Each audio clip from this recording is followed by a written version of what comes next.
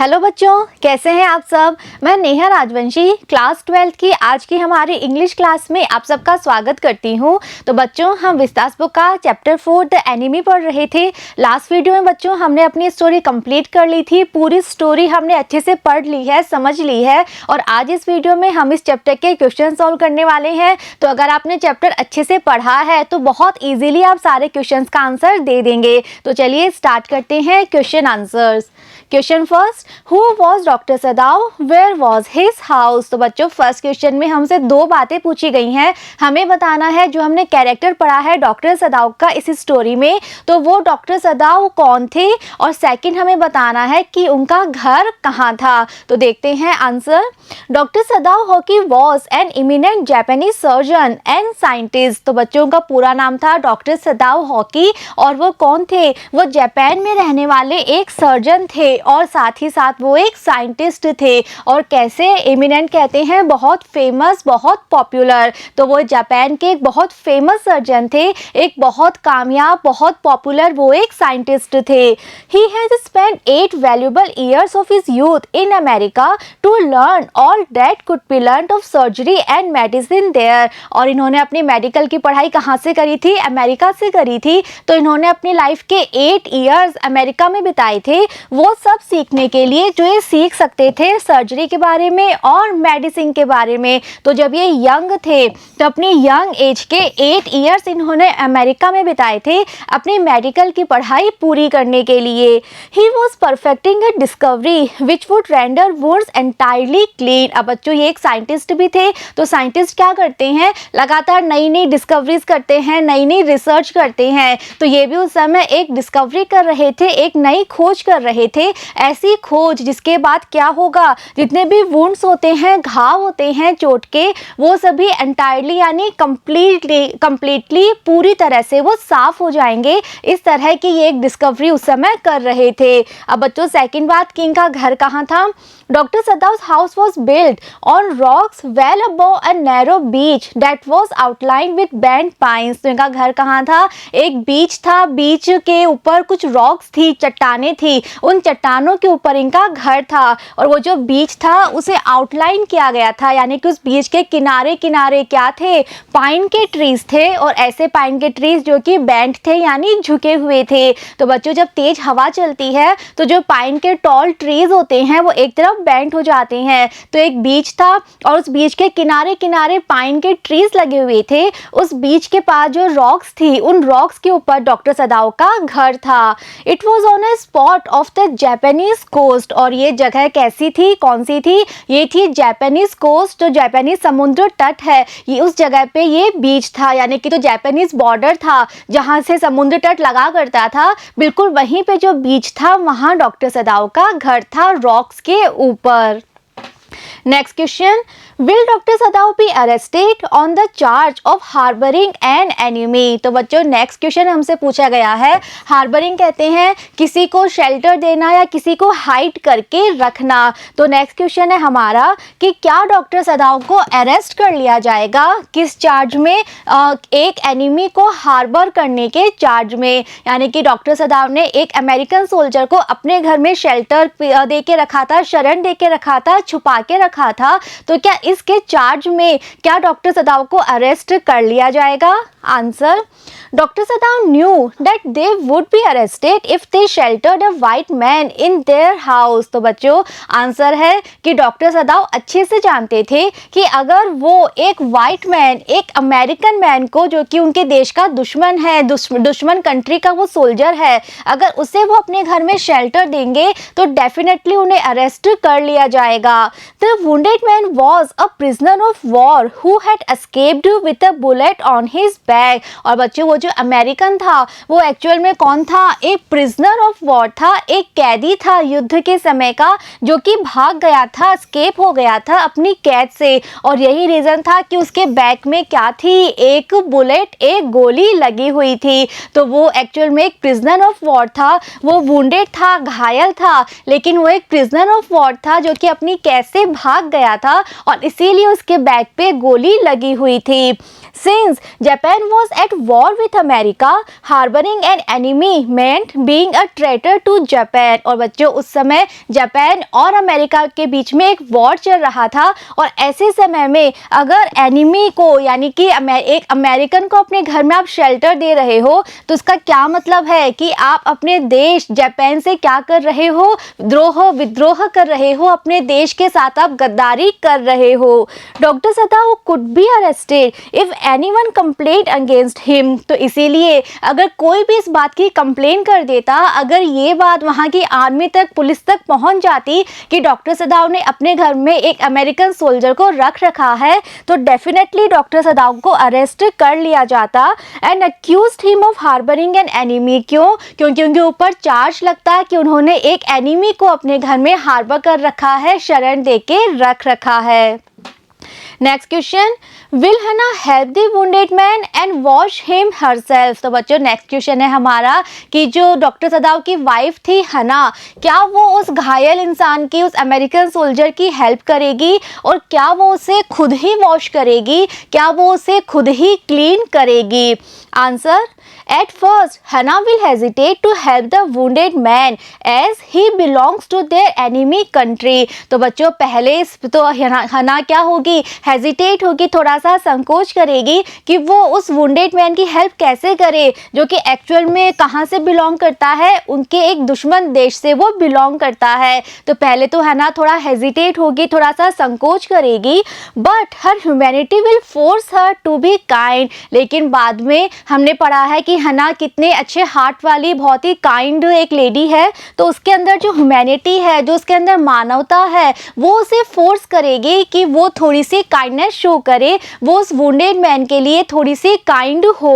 When her maid servant denies to wash the man, Hana herself will wash him. और जब उसकी maid servant, हना की maid servant बच्चों हमने चैप्टर में पढ़ा था कौन थी, यूमी थी, जो कि एक्चुअल में बच्चों की केयर टेकर थी। तो हना पहले यूमी से कहेगी उस अमेरिकन सोल्जर को वॉश करने के लिए, क्लीन करने के लिए, लेकिन जब यूमी डिनाइज कर देती है, मना कर देती है कि मैं क्लीन नहीं करूंगी, तो ऐसे में हना खुद ही उस अमेरिकन सोल्जर को वॉश करेगी, वो खुद ही उसे क्लीन करेगी।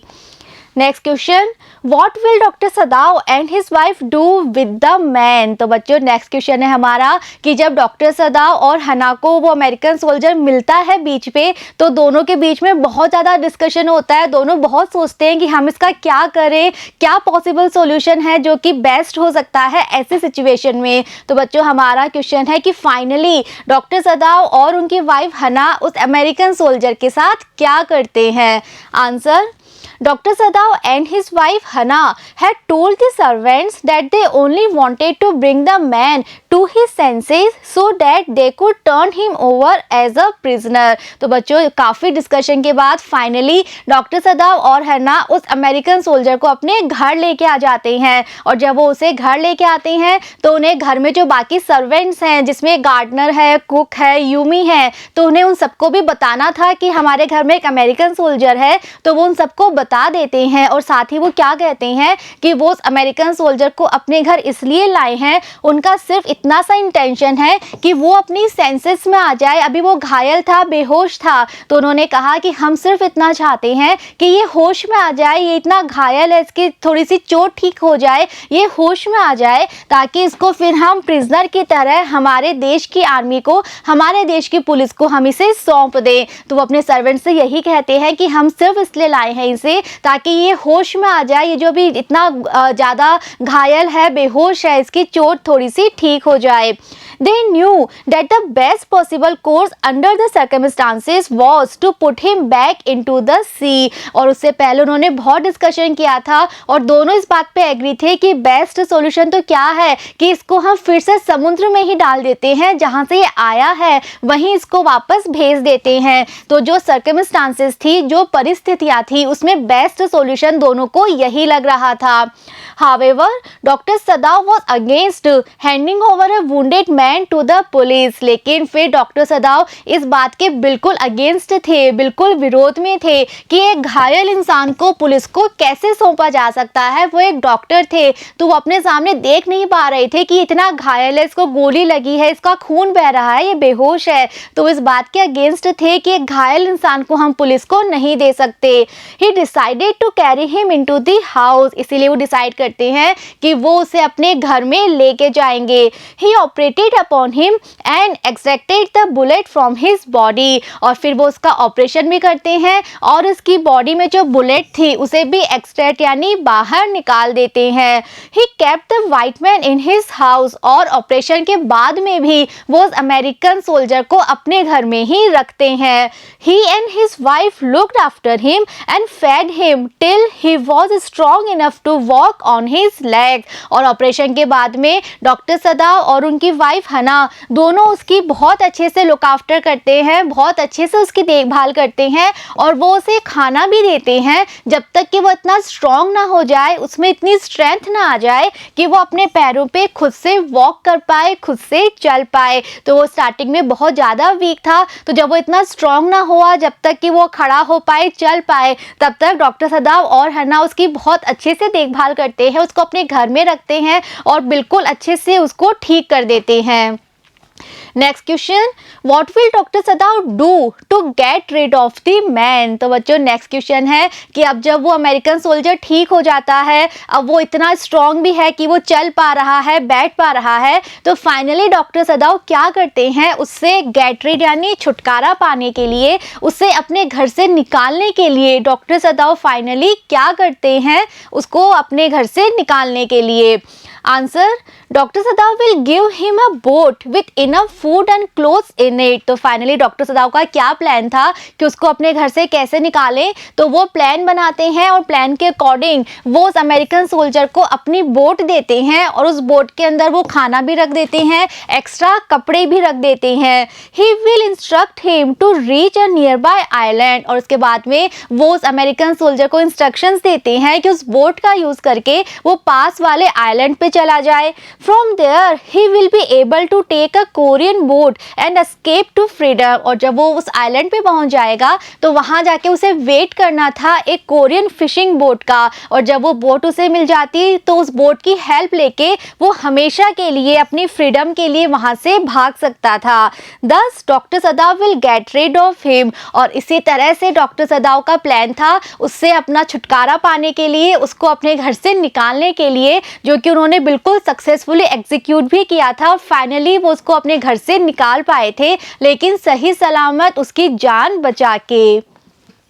Next question, there are moments in life when we have to make hard choices between our roles as private individuals and as citizens with a sense of national loyalty. Discuss with reference to the story you have just read. तो बच्चों next question है हमारा। सबसे पहले हमें एक statement दिया गया है, तो पहले हम स्टेटमेंट समझते हैं। हमें कहा गया है कि लाइफ में कई बार ऐसे मोमेंट्स आते हैं, कई बार ऐसा टाइम आता है, ऐसे पल आते हैं जब हमें एक हार्ड चॉइस करनी पड़ती है, जब बहुत मुश्किल होता है हमारे लिए किसी एक को चुनना। किस किस के बीच में से हमें चुनना होता है, या तो हम अपना इंडिविजुअल की तरह हम सोचें कि हमें अपने आप को एक इंडिविजुअल समझ के सोचें, एक अलग इंसान समझ के सोचें, या फिर हम अपने आप को अपने देश का एक सिटीजन, एक नागरिक समझ के सोचें, एक ऐसा नागरिक जो कि अपने देश के लिए बिल्कुल लॉयल है, वफादार है। तो बच्चों हमारा स्टेटमेंट है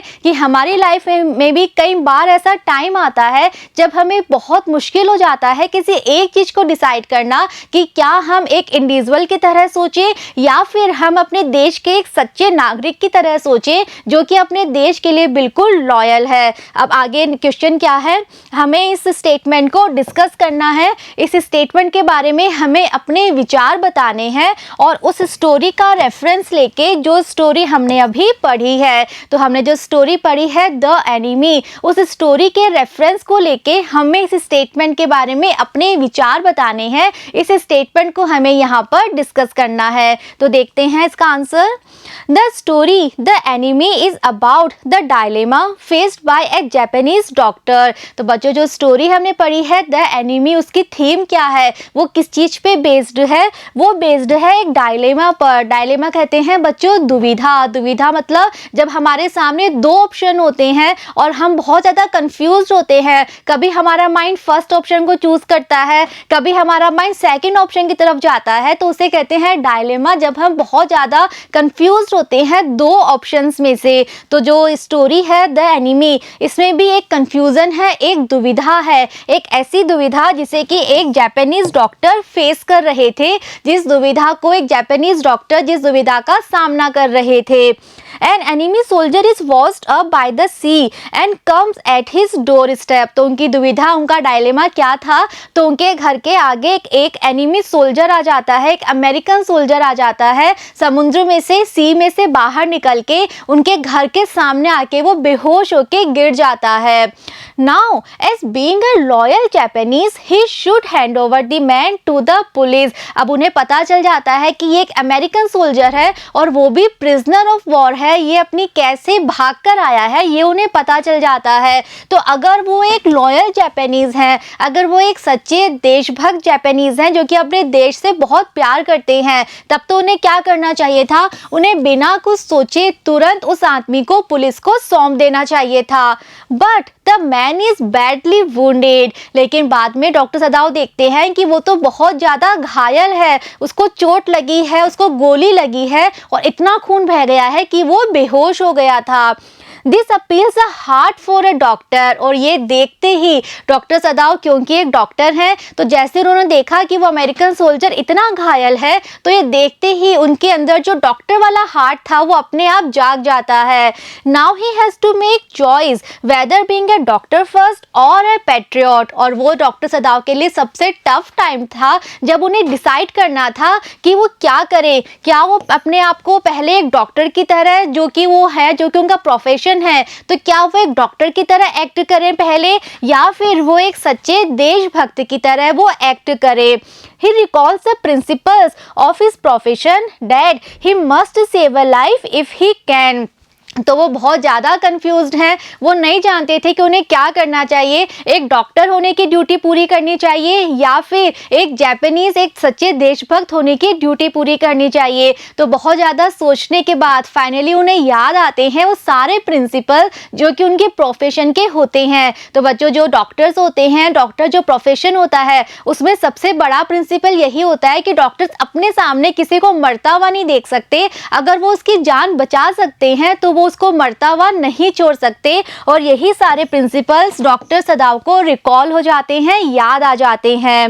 ही बिहेव्स अकॉर्डिंगली। और फिर उसी के अकॉर्डिंगली, उसी के अनुसार वो बिहेव करते हैं, उसी के अनुसार वो एक्ट करते हैं और वो डिसाइड करते हैं कि वो उस अमेरिकन सोल्जर की पहले जान बचाएंगे, वो उसका ऑपरेशन करेंगे, जो इतना घायल है उसकी वो हेल्प करेंगे। एज ए डॉक्टर वो अपनी ड्यूटी पहले परफॉर्म करेंगे।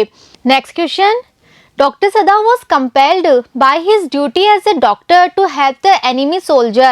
What made Hana, his wife, sympathetic to him in the face of open defiance from the domestic staff? तो बच्चों नेक्स्ट क्वेश्चन है हमारा कि जो डॉक्टर सदाओ थे उन्होंने तो उस अमेरिकन सोल्जर की जान क्यों बचाई थी? क्योंकि वो एज ए डॉक्टर अपनी ड्यूटी पूरी कर रहे थे। तो जो डॉक्टर होने की ड्यूटी थी उसकी वजह से वो मजबूर हो गए थे कि वो अपने सामने उस अमेरिकन सोल्जर को मरता हुआ नहीं छोड़ सकते थे, इसीलिए उन्होंने उसकी हेल्प की थी। लेकिन जो उनकी वाइफ थी हना, वो तो डॉक्टर नहीं थी, तो उसने इतनी ज़्यादा सिंपैथी क्यों दिखाई, उसके मन में इतनी ज़्यादा काइंडनेस क्यों थी उस अमेरिकन सोल्जर के लिए? और किसके बावजूद जो घर का डोमेस्टिक स्टाफ था, डोमेस्टिक स्टाफ यानी जो घर के सर्वेंट्स थे, जो भी गार्डनर था, कुक थी, यूमी थी, तो जितने भी सर्वेंट्स थे घर के, वो सभी बिल्कुल ओपनली, खुले रूप से डिफाइंस यानी विरोध कर रहे थे इस बात का कि आपने घर में एक अमेरिकन सोल्जर को रख रखा है और आप उसकी हेल्प कर रहे हो, उसकी जान बचा रहे हो, तो वो सब इस बात के विरोध में थे। इसके बावजूद भी हना जो थी उसके मन में इतनी काइंडनेस और सिंपैथी क्यों थी उस अमेरिकन सोल्जर के लिए? आंसर, हना was a good hearted women. तो बच्चों, स्टोरी पढ़ने के बाद हम कह सकते हैं कि हना एक बहुत अच्छे दिल वाली महिला थी। She was a loving and supporting wife too. और इसके अलावा एज अ वाइफ भी वो बहुत ज़्यादा लविंग थी, बहुत ज़्यादा सपोर्टिंग थी। Though the domestic servants were totally opposed to the idea of helping an enemy soldier, Hana did not think so. और जो घर के जितने भी डोमेस्टिक स्टाफ था, जितने भी सर्वेंट्स थे, वो पूरी तरह से इस आइडिया के विरोध में थे कि आप एक एनिमी की, एक अमेरिकन सोल्जर की हेल्प कैसे कर सकते हो। लेकिन हना इस तरह से नहीं सोचती थी। उसको उस वुंडेड मैन में अपना एनिमी नहीं दिख रहा था, बल्कि उसके लिए वो एक घायल व्यक्ति था जिसको मदद की बहुत ज़्यादा उस समय ज़रूरत थी। Her husband had decided to save his, that is enemy soldiers life। और जो उसके हस्बैंड थे डॉक्टर सदाव, वो डिसाइड कर चुके थे कि उन्हें उसकी जान बचानी है। वो डिसाइड कर चुके थे कि वो उस अमेरिकन सोल्जर का ऑपरेशन करेंगे। Now she took it as her duty to take care of him. तो इसीलिए वो अपनी इस ड्यूटी समझती है कि जब उसके हस्बैंड डिसाइड कर चुके हैं कि वो अमेरिकन सोल्जर की जान बचाएंगे, तो हना को लगता है कि अब ये उसकी भी ड्यूटी है कि वो अपने हस्बैंड के का साथ दे और उस अमेरिकन सोल्जर की देखभाल कर रहे। वो भी अपने हस्बैंड की तरह ही काइंडनेस शो करना चाहती थी। It was her humanity that made her sympathetic to him. और उसके अंदर जो ह्यूमैनिटी थी, जो मानवता थी, उसी वजह से वो इतनी ज़्यादा सिंपैथी शो कर रही थी उस अमेरिकन सोल्जर जो कि उसका एनिमी था, उसके लिए। Thus her goodness and kindness made her behave sympathetically even with her enemy soldier. तो इसीलिए हम कह सकते हैं उसके अंदर जो गुडनेस थी, जो अच्छाई थी, और जो उसके अंदर काइंडनेस थी, दयालुता थी, इसी वजह से वो उस एनिमी सोल्जर के लिए इतनी ज़्यादा सिंपैथी दिखा रही थी। The open defiance from the domestic staff hurt Hana's feelings. अब जो घर का डोमेस्टिक स्टाफ था, उन्होंने जब ओपनली कह दिया कि हम इस काम में बिल्कुल भी हेल्प नहीं करेंगे, तो इससे हना की फीलिंग्स थोड़ी सी हर्ट हुई थी। हना को अच्छा नहीं लगा था कि डोमेस्टिक स्टाफ ऐसे ऑर्डर को मना कैसे कर सकते हैं। She had told the servants to do what their masters commanded them. और उसने कहा भी था कि सर्वेंट्स को हमेशा वही करना चाहिए जो कि उनके मास्टर कहते हैं। जो मास्टर ने ऑर्डर दिया है, वही ऑर्डर सर्वेंट्स को फॉलो करना चाहिए। She was convinced of her own superiority. और उसको ये भी पता था कि वो अपने सर्वेंट से सुपीरियर है, तो सुपीरियर होने की जो फीलिंग थी वो उसके मन में थी।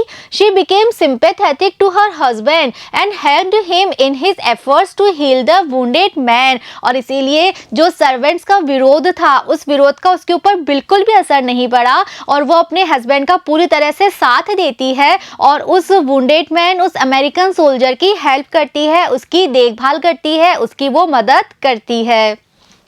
Next question, how would you explain the reluctance of the soldier to leave the shelter of the doctor's home even when he knew he couldn't stay there without risk to the doctor and himself? तो बच्चों, next question है हमारा कि जब वो American soldier थोड़ा सा ठीक हो जाता है, ऑपरेशन होने के बाद उसका होश आ जाता है, उसका घाव भी हील होने लगता है, तो उसके बाद भी उसके अंदर एक रिलक्टेंस थी। रिलक्टेंस कहते हैं किसी चीज़ की इच्छा ना होना। तो उसके अंदर बिल्कुल भी इच्छा नहीं थी कि वो डॉक्टर सदाव के घर को छोड़कर जाए। तो ऐसा क्यों था, ऐसा हुआ, इस चीज़ को आप कैसे एक्सप्लेन करेंगे कि उसके अंदर इच्छा क्यों नहीं थी? ये जानने की बात भी कि जब तक वो वहाँ रहेगा तब तक बहुत ज़्यादा रिस्क है, बहुत ज़्यादा खतरा है डॉक्टर सदाव की पूरी फैमिली पे। तो अमेरिकन सोल्जर अच्छे से जानता था कि जब तक वो वहाँ हैं, डॉक्टर सदाव की पूरी फैमिली भी खतरे में है। ये जानते हुए भी वो डॉक्टर सदाव का घर छोड़कर जाना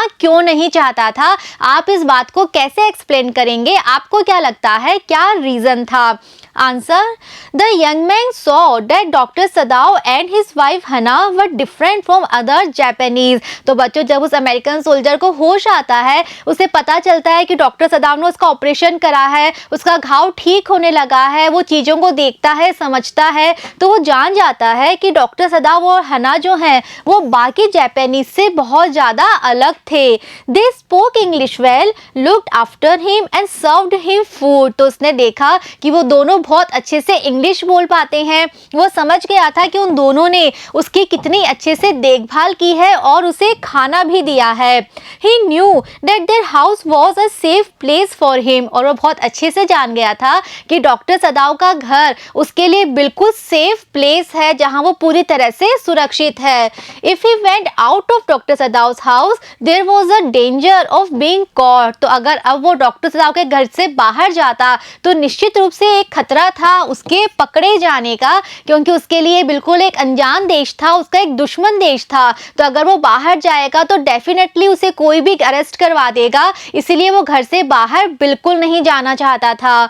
this situation was full of risk for himself as well as for the doctor and his family. और जब तक वो वहाँ उस घर में था तब तक वो खुद भी खतरे में था और डॉक्टर की फैमिली भी खतरे में थी। तो अगर किसी को पता चल जाता है कि डॉक्टर सदाव ने एक अमेरिकन सोल्जर का ऑपरेशन किया है और अभी भी उसको अपने घर में रख रखा है, तो डेफिनेटली डॉक्टर सदाव भी खतरे में पड़ जाते, उन्हें भी अरेस्ट कर लिया जाता।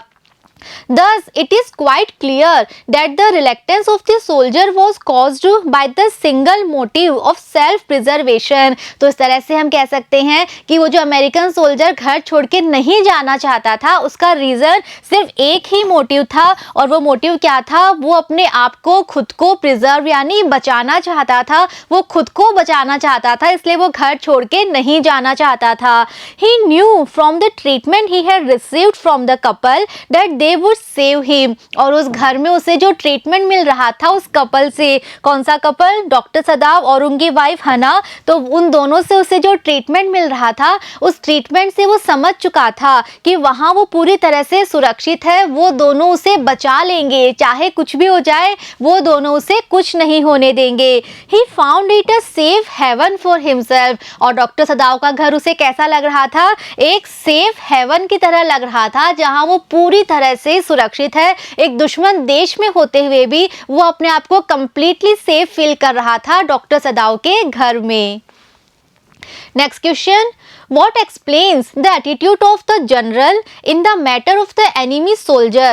Was it human consideration, lack of national loyalty, dereliction of duty or simply self absorption? तो बच्चों नेक्स्ट क्वेश्चन है हमारा, स्टोरी में हमने एक कैरेक्टर पढ़ा है ओल्ड जनरल का, जिसका डॉक्टर सदाव ट्रीटमेंट किया करते थे और जिसको डॉक्टर सदाव ने सारी बातें बताई थी कि कैसे डॉक्टर सदाव ने एक अमेरिकन सोल्जर का ऑपरेशन किया है और उसको अपने घर में अभी तक रख रखा है। तो बच्चों जो जनरल थे वो इस पूरे मैटर पे, जब डॉक्टर सदाव ने सारी बात बताई उस एनिमी सोल्जर के बारे में, तो उस पूरे मैटर पे उस जनरल का जो एटीट्यूड था, उस एटीट्यूड को आप कैसे एक्सप्लेन करेंगे? जो जनरल का एटीट्यूड था इस कंप्लीट मैटर पे, उससे आप क्या समझते हैं? आपके क्या विचार है? क्या वो एटीट्यूड ह्यूमन कंसिडरेशन को शो करता है, यानी कि क्या जनरल के अंदर थोड़ी सी मानवता थी, या फिर उनके अंदर अपने देश के लिए वफादारी की लैक यानी कमी थी, या फिर वो अपनी ड्यूटी को पूरा करने में फेल हो गए थे, या फिर वो सेल्फ अब्जॉर्प्शन से सफ़र कर रहे थे, वो सिर्फ और सिर्फ अपने बारे में सोच रहे थे। तो जनरल का जो एटीट्यूड था उसको आप किस तरह से लेते हैं? आपके विचार उस बारे में क्या है? Answer, when the general comes to know about the enemy soldier's presence in Dr. Sadav's house, he proposes to get him killed secretly। तो बच्चों जैसे ही जनरल को पता चलता है कि डॉक्टर सदाव के घर में एक एनिमी सोल्जर है, तो वो क्या ऑफर करते हैं? वो डॉक्टर सदाव को ऑफर देते हैं कि मैं सीक्रेटली, चुपचाप मैं उसका मर्डर करवा दूंगा। He does not want the matter to come to light because it could put Sadav in danger। और जनरल को जब डॉक्टर सदाव ने बताया तो उन्होंने बात को अपने तक ही रखा, वो बात को आगे नहीं बढ़ाना चाहते थे, किसी दूसरे को बताना बिल्कुल भी नहीं चाहते थे, क्योंकि वो डॉक्टर सदाव को खतरे में डालना नहीं चाहते थे। उनको पता था कि अगर ये बात आगे तक पहुंच गई, किसी और को पता चल गया, तो डॉक्टर सदाव को भी अरेस्ट कर लिया जाएगा और जनरल डॉक्टर सदाव को खतरे में बिल्कुल नहीं डालना चाहते थे। It is evident that the general had no human consideration in this matter. तो एक बात तो बिल्कुल क्लियर है कि इस पूरे मैटर में जो जनरल का एटीट्यूड था वो बिल्कुल भी नहीं शो करता कि उनके अंदर थोड़ा सा भी ह्यूमन कंसिडरेशन था, यानी कि उनके मन में बिल्कुल भी मानवता नहीं थी। For him an enemy was an enemy and must be wiped out. तो बच्चों वो आर्मी में जनरल थे, तो उनके लिए एक एनिमी सिर्फ एक एनिमी ही था जो कि हर कीमत पर वाइप आउट होना चाहिए था, जिसे कैसे भी करके नष्ट करना ही था। तो जैसे उन्हें पता चला कि एक अमेरिकन सोल्जर है वहाँ पे, तो उनका फर्स्ट स्टेटमेंट यही था कि मैं सीक्रेटली उसका मर्डर करवा दूंगा। तो उनके अंदर ह्यूमन कंसिडरेशन तो बिल्कुल भी नहीं था। He wanted the man to be eliminated silently to save the doctor from being arrested। और वो ये सारा काम इतना साइलेंटली, इतना सीक्रेटली इसलिए करना चाहते थे क्योंकि वो डॉक्टर सदाव को प्रॉब्लम में नहीं डालना चाहते थे। वो बिल्कुल नहीं चाहते थे कि डॉक्टर सदाव को अरेस्ट कर लिया जाए। It was neither lack of national loyalty no dereliction of duty. और ये जो उनका एक्ट था ये ना तो अपने देश के लिए उनकी लॉयल्टी में कमी को शो करता है और ना ही ये शो करता है कि वो अपनी ड्यूटी को पूरा करने में फेल हो गए थे। That guided and inspired his decision. तो उन्होंने जो डिसीजन लिया था कि वो सीक्रेटली उसका मर्डर करवा देंगे, तो ये डिसीजन इसलिए नहीं था क्योंकि उनको अपने देश से प्यार नहीं था या फिर अपनी ड्यूटी को वो पूरा नहीं कर पाए थे।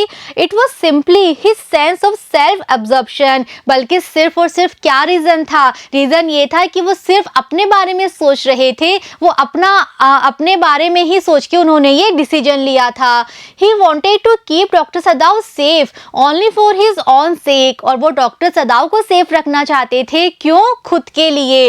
ही had no faith in the other Germany train doctors. और ऐसा क्यों था? क्योंकि जनरल को पता था कि उनकी तबीयत ठीक नहीं है, किसी भी समय उनका ऑपरेशन करना पड़ सकता है। और उनका ऑपरेशन कौन करने वाले थे? डॉक्टर सदाव करने वाले थे। तो जनरल बिल्कुल नहीं चाहते थे कि डॉक्टर सदाव को अरेस्ट कर लिया जाए। अगर डॉक्टर सदाव को अरेस्ट कर लिया जाता तो उनका ऑपरेशन कौन करता? और इसके अलावा वहाँ पे जितने भी बाकी डॉक्टर्स थे वो सारे डॉक्टर्स कैसे थे? जर्मनी से ट्रेनिंग लेकर आए थे और उन डॉक्टर्स में जनरल का बिल्कुल भी फेथ नहीं था, बिल्कुल भी विश्वास नहीं था।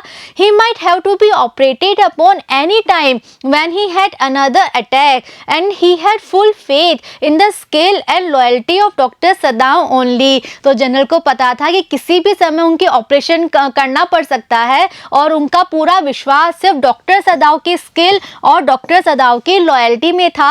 तो सिर्फ अपने बारे में सोच के वो डॉक्टर सदाव को प्रॉब्लम में बिल्कुल भी नहीं डालना चाहते थे। और जो उनका डिसीजन था कि वो सीक्रेटली उसका मर्डर करवा देंगे, वो सिर्फ एक बार शो करता है कि वो जनरल सिर्फ और सिर्फ अपने बारे में सोच के उन्होंने ये डिसीजन लिया था, क्योंकि वो बिल्कुल नहीं चाहते थे कि डॉक्टर सदाव किसी भी प्रॉब्लम में आ जाएं। Next question, while hatred against a member of the enemy race is justifiable, especially during war time, what makes a human being rise above narrow prejudices। तो बच्चों नेक्स्ट क्वेश्चन है हमारा कि जब भी वॉर टाइम होता है, जब भी दो कंट्रीज के बीच में कोई युद्ध चल रहा होता है, तो ऐसे में जो हमारी एनिमी कंट्री है उसके सभी लोगों के लिए हमारे मन में एक हेट्रेट, एक नफरत हो जाती है, जो कि बहुत ही नॉर्मल है। लेकिन ऐसी कौन सी चीजें हैं जो कि हम ह्यूमन बीइंग को राइज करती हैं, ऊपर उठाती हैं इस तरह की नैरो प्रिजुडिस से, इस तरह की छोटी छोटी संकीर्ण सोच से। प्रिजुडिस कहते हैं बच्चों अपने मन में कोई बात पहले से ही बैठा लेना, किसी चीज के बारे में एक आइडिया अपने मन में पहले से ही डेवलप कर लेना। तो बच्चों हमारा क्वेश्चन है कि जब भी वॉर होता है तो ऐसे में अपने एनिमी कंट्रीज के जो लोग हैं मन में उनके लिए एक नफरत डेवलप हो जाती है, जो कि बहुत ही नॉर्मल है। लेकिन फिर भी हम इन छोटी सोच से ऊपर उठते हैं। तो किस वजह से उठते हैं? कौन सी चीजें हैं जो कि इस छोटी सोच से हमें ऊपर उठा देती हैं?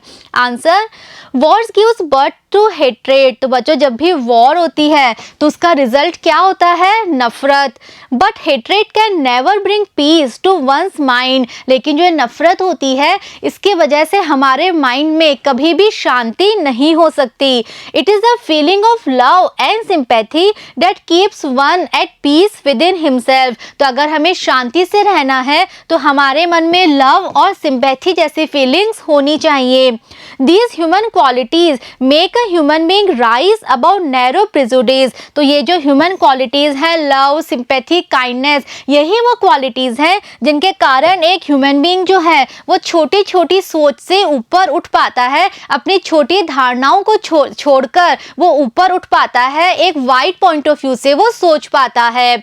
A person with these qualities considers the whole humanity as his brethren. तो जिस इंसान में सारी क्वालिटीज हैं, जिसके मन में लव है, सिंपैथी है, काइंडनेस है, तो वो सभी लोगों को अपना ही कंपेनियन, अपना ही भाई वो समझता है. As we see in the case of Dr. Sadao and his wife Hannah, और यही चीज हमने देखी थी इस स्टोरी में डॉक्टर सदाव और उनकी वाइफ हना के कैरेक्टर्स में.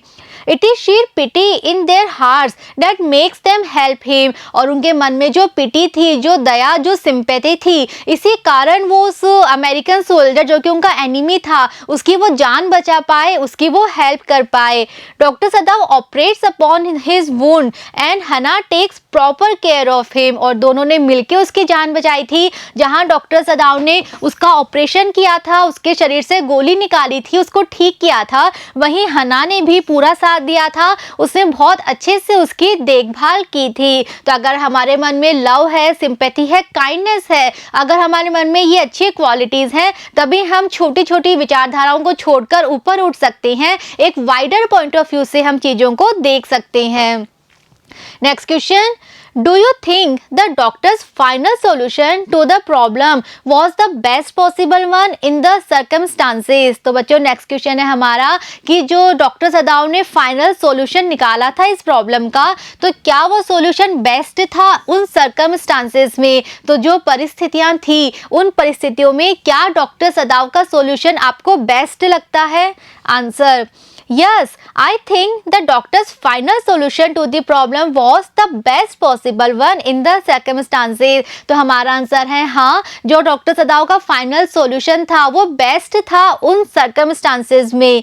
Initially, the doctor as well as his wife thought that the best as well as kindest thing would be to put him back into the sea. तो जब इनको अमेरिकन सोल्जर पहली बार मिला था अपने घर के बाहर स्टार्टिंग में ही, तब डॉक्टर सदाव और उनकी वाइफ हना ने आपस में खूब डिस्कशन किया और इन दोनों ने क्या कहा था कि अभी जो बेस्ट पॉसिबल वे है वो क्या है कि इसको हम फिर से समुद्र में ही फेंक देते हैं, जहां से आया है वहीं इसको वापस हम भेज देते हैं. But neither of them was able to put him back into the sea. लेकिन इतना डिस्कशन करने के बाद भी उन दोनों में से कोई भी ऐसा नहीं कर पाया, कोई भी उसे वापस समुद्र में नहीं फेंक पाया. Doctor सदाव was an expert surgeon and a perfect human being. तो डॉक्टर सदाव एक एक्सपर्ट सर्जन तो थे ही, साथ वो एक बहुत अच्छे इंसान भी थे. He could not see a man dying when he could save him. और वो अपनी आंखों के सामने एक इंसान को मरते हुए नहीं देख सकते थे अगर वो उसकी जान बचा सकते हैं. So he did with the soldier of the enemy country. और ऐसा ही उन्होंने उसके साथ भी किया जो कि उनके एनिमी कंट्री का सोल्जर था. तो वो उनके लिए उस समय उनका एनिमी नहीं था, बल्कि वो एक डॉक्टर थे और उनके सामने एक घायल व्यक्ति पड़ा था जिसकी जान किसी भी समय जा सकती थी अगर उसका ऑपरेशन ना किया जाए. He saved his life by operating upon him. और फाइनली वो उसका ऑपरेशन करते हैं और उसकी जान वो बचा लेते हैं. And he also saved himself from the guilt of killing a human being. और साथ ही साथ वो अपने आप को भी उस गिल्ट से बचा लेते हैं कि उन्होंने एक इंसान को मरने दिया. तो ये जो फीलिंग थी, ये जो गिल्ट था, इससे भी वो अपने आप को बचा लेते हैं. This seems to be the best possible solution of the problem. और यही इस प्रॉब्लम का बेस्ट सॉल्यूशन था. Being a doctor first, he saved his life. तो सबसे पहले उन्होंने अपने डॉक्टर होने की ड्यूटी पूरी की और उन्होंने उसकी जान बचाई. When he became almost normal, being a patriot, he asked him to leave his house. और जब वो अमेरिकन सोल्जर थोड़ी सी रिकवरी कर लेता है, उसका वुंड थोड़ा सा हील हो जाता है, वो पहले की तरह थोड़ा सा नॉर्मल हो जाता है, चलने लायक हो जाता है, तब डॉक्टर सदाव अपने देशभक्त होने की ड्यूटी पूरी करते हैं और उसको अपने घर से जाने के लिए कह देते हैं. He therefore quietly devised the plan of letting the prisoner escape by using his own boat and Japanese clothes, और उसके लिए वो एक प्लान डिवाइस करते हैं, प्लान बनाते हैं और एक बोट रख देते हैं, बोट में जापानीज कपड़े रख देते हैं और उसको वहाँ से एस्केप कर देते हैं, उसको वहाँ से जाने देते हैं। तो यही बेस्ट सॉल्यूशन था। पहले उन्होंने अपनी डॉक्टर होने की ड्यूटी पूरी की और बाद में एक लॉयल जापानीज की तरह उन्होंने उसको अपने देश से वहाँ से निकाल दिया। Next question, does the story remind you of Birth by A.J. Cronin that you read in Snapshots last year? What are the similarities? तो बच्चों नेक्स्ट क्वेश्चन है हमारा कि जब आपने ये स्टोरी पढ़ी थी द एनिमी, तो क्या आपको वो स्टोरी याद आ गई जिसका नाम था बर्थ, जो कि आपने लास्ट ईयर 11th क्लास में अपनी बुक स्नैपशॉट में पढ़ी थी, जिसे लिखा था A.J. Cronin ने। तो क्या द एनिमी स्टोरी पढ़ते समय क्या आपको कहीं भी कभी भी बर्थ स्टोरी याद आ गई थी? व्हाट आर द सिमिलरिटीज, और अगर आपको याद आई तो क्यों याद आई? इन दोनों स्टोरीज में क्या क्या सिमिलरिटीज हैं, क्या क्या समानताएं हैं द एनिमी और बर्थ स्टोरीज में? Answer, yes, the story The Enemy by Pearl S. Buck certainly reminds us of the story Birth by A.J. Cronin। तो हाँ, डेफिनेटली जब हम स्टोरी द एनिमी पढ़ रहे थे तो हमें उस स्टोरी की याद आ गई थी जो कि A.J. Cronin ने लिखी थी बर्थ नाम से। Both the stories have certain obvious similarities, और ऐसा इसलिए हुआ कि इन दोनों ही स्टोरीज में बहुत सारी सिमिलरिटीज हैं जो कि बहुत ही ऑब्वियस हैं, बहुत ही क्लियर है, कोई भी देख सकता है। ऐसी सिमिलरिटीज हैं इन दोनों स्टोरीज में। Both the stories revolve around the protagonist who is a doctor. तो पहली सिमिलरिटी तो क्या है कि दोनों ही स्टोरी रिवॉल्व करती हैं, घूमती हैं कौन से कैरेक्टर के चारों तरफ? उस प्रोटैगनिस्ट कहते हैं बच्चों जो मेन लीडर, जो मेन लीड होता है, जो लीड कैरेक्टर होता है, जो मेन कैरेक्टर होता है स्टोरी का। तो दोनों स्टोरीज के जो मेन कैरेक्टर है, जिसे हम हीरो भी कह सकते हैं, तो वो कौन है? डॉक्टर है। चाहे वो द एनिमी हो चाहे बर्थ हो, दोनों स्टोरीज के जो मेन कैरेक्टर हैं, लीड कैरेक्टर हैं, वो डॉक्टर हैं।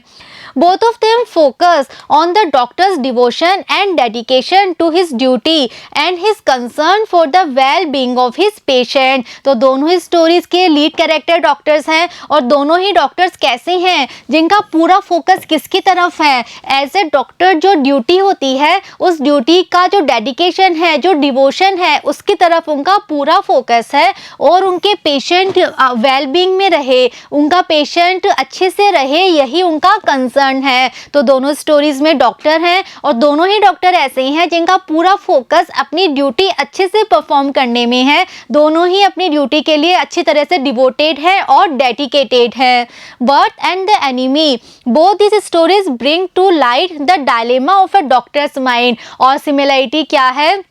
ये दोनों ही स्टोरीज क्या शो करती हैं? एक डॉक्टर के माइंड में जो डायलेमा होता है, जो दुविधा होती है, जब उसे दो में से एक चीज़ को चूज करना पड़ता है, एक बहुत टफ चॉइस उसे करनी पड़ती है, इस बात को दोनों स्टोरीज में प्रेजेंट किया गया है।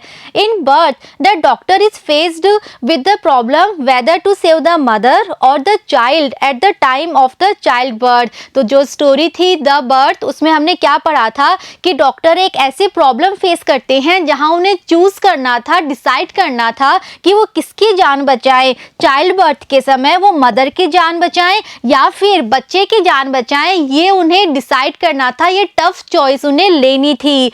ही first saves the mother and then tries to save the child. तो इस डायलेमा से बाहर आते हुए वो अपना डिसीजन लेते हैं और सबसे पहले वो मदर की जान बचाते हैं और उसके बाद में वो बच्चे की जान बचाने की कोशिश करते हैं। In the enemy the doctor has to decide whether to save the wounded soldier's life और push him to the claws of death. और इसी तरह का डायलेमा द एनिमी में भी दिखाया गया है, जहां डॉक्टर सदाव को डिसाइड करना था कि वो इस वुंडेड सोल्जर की जान बचाएं, क्या वो उसका ऑपरेशन करके उसकी जान बचाएं या फिर उसको मरने के लिए छोड़ दे, उसको ऐसे ही घायल वहीं पड़ा रहने दें ताकि वो मर जाए। He gives him a new lease of life. और डॉक्टर सदाव भी अपने डायलेमा से बाहर निकल के डिसीजन लेते हैं और फाइनली वो उसकी जान बचा लेते हैं, ऑपरेशन कर देते हैं। In both the stories the doctors have to make a tough choice. तो इस तरह से हम कह सकते हैं कि दोनों ही स्टोरीज में डॉक्टर्स एक डायलेमा को फेस करते हैं, दोनों को एक बहुत ही टफ चॉइस करनी थी। इन both the cases they make the right choice. और दोनों स्टोरीज को पढ़ के हम कह सकते हैं कि दोनों ही केसेस में डॉक्टर्स ने बिल्कुल सही डिसीजन लिया। दोनों ने ही डॉक्टर्स ने अपने डॉक्टर होने की ड्यूटी पूरे डेडिकेशन और डिवोशन के साथ परफॉर्म की।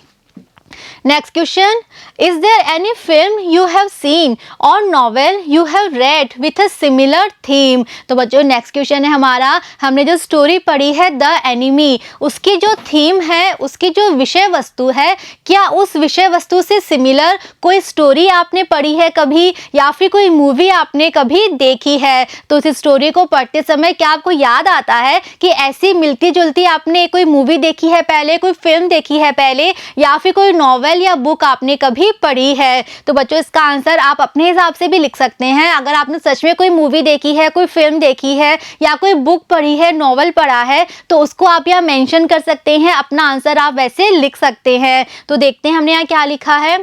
आई remember an old Hindi film doctor Kotnis Ki Amar Kahani that deals with a similar theme. तो जब हमने ये स्टोरी पढ़ी थी द एनिमी, तो बच्चों इसकी थीम क्या है? इसकी थीम एक डॉक्टर के डिवोशन को शो करती है कि जो प्रोफेशन होता है डॉक्टर, जब आप एक डॉक्टर होते हो तो आप सबसे ग्रेट काम करते हो, आप किसी की जान बचा सकते हो, किसी को नया जीवन देते हो। तो अगर आप अपने प्रोफेशन में बिल्कुल डेडिकेटेड हो, डिवोटेड हो, आप अगर अपना काम बहुत अच्छे से कर रहे हो तो आप बहुत एक ग्रेट काम कर रहे हो। तो जब हमने स्टोरी पढ़ी तो एक मूवी की याद आ गई जिसका नाम था डॉक्टर कोटनिस की अमर कहानी, जो कि इसी थीम को डील करती है, जो कि इसी थीम पर बनाई गई है।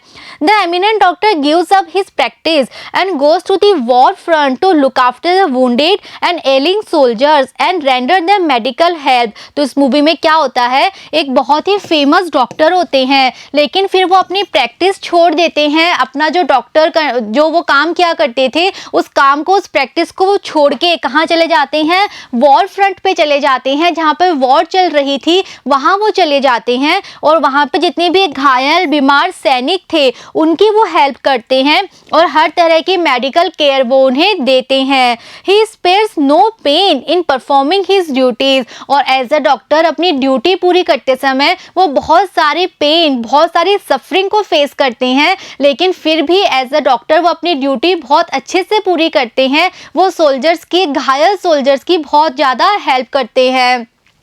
The film, based on the life of Florence Nightingale, the Lady with the Lamp, also glorifies the spirit of service and sacrifice of a member of the medical profession। तो बच्चों फ्लोरेंस नाइटिंगेल का नाम आप सबने सुना होगा। ये एक नर्स थी जो कि बहुत फेमस हो गई थी, और इनको कहा जाने लगा था the lady with the lamp, क्योंकि ये हमेशा अपने हाथ में लैंप लेके अपना काम करती रहती थी। अपने काम में ये इतनी ज़्यादा डेडिकेटेड थी कि जब अंधेरा हो जाता था तब भी ये अपना काम नहीं छोड़ती थी, अपने पेशेंट्स की तब भी देखभाल किया करती थी। एक हाथ में लैंप लेके, लैंप की रोशनी से ही ये अपने पेशेंट्स की सेवा करती रहती थी। तो उनकी लाइफ पे जो मूवी बनी हुई है वो भी ग्लोरीफाई करती है किस चीज़ को, कि अगर आप सर्विस करते हो, अगर आप किसी की सेवा करते हो, और अगर आप मेडिकल प्रोफेशन से हो, अगर आप डॉक्टर हो, नर्स हो, आप किसी की मेडिकली केयर कर रहे हो, मेडिकल सर्विस दे रहे हो, तो आप कितना अच्छा काम कर रहे हो, इस बात को फ्लोरेंस नाइटिंगेल की लाइफ भी ग्लोरीफाई करती है। It is through her sheer hard work and dedication to duty that Florence Nightingale raises the job of nurse to a high pedestal. और फ्लोरेंस नाइटिंगेल के अंदर जो हार्ड वर्क था, उनके अंदर अपनी ड्यूटी को पूरा करने का जो डेडिकेशन था, उसी के द्वारा फ्लोरेंस नाइटिंगेल एक नर्स के काम को भी राइज कर पाई, उठा पाई। कहाँ तक? एक हाई पेडेस्ट्रल तक, एक हाई लेवल तक। तो फ्लोरेंस नाइटिंगेल एक नर्स थी, लेकिन अपना काम वो इतने डेडिकेशन से करती थी कि एक नर्स के काम को भी वो एक हाई लेवल पर ले गई थी। तो इस तरह की मूवीज, इस तरह की स्टोरी शो करती हैं कि जो मेडिकल प्रोफेशन होता है, जब आप किसी की मेडिकली हेल्प करते हो तो आप कितना बड़ा काम कर रहे हो, आप किसी की जान बचा रहे हो, आप किसी को नया जीवन दे रहे हो। तो बच्चों यहाँ हमने इस चैप्टर के सारे क्वेश्चन सॉल्व कर लिए हैं। आई होप आपको ये चैप्टर और सारे क्वेश्चन अच्छे से समझ में आए हैं। नेक्स्ट वीडियो में बच्चों हम विस्तास बुक का नेक्स्ट चैप्टर स्टार्ट करेंगे। See you in the next video. Thank you.